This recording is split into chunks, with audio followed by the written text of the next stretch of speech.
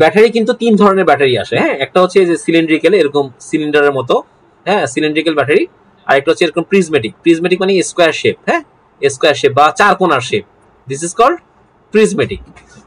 আরেক ধরনের battery use হয়, সেটা হচ্ছে পস।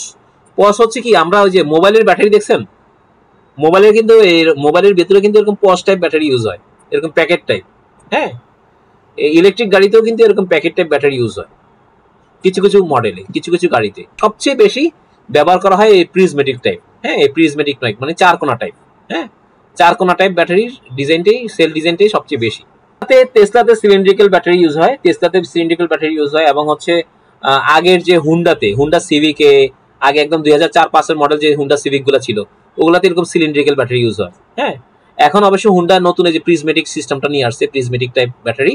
এবং হচ্ছে আপনার নিশান এক্সটিএল এর যে 2014-15 মডেল বা 17-18 মডেল, এগুলাতেও কিন্তু সিলিন্ড্রিক্যাল ব্যাটারি ইউজ হয়। টয়োটা অলওয়েজ প্রিজমেটিক সেলটা ইউজ করে, হ্যাঁ, প্রিজমেটিক স্টাইল মানে চার কোণা স্টাইল ব্যাটারি ইউজ করে। এটা হচ্ছে টয়োটা লিথিয়ামের ক্ষেত্রেও ইউজ করে, নিকেল মেটাল হাইড্রেটের ক্ষেত্রেও সেম ডিজাইনের সেল ইউজ করে।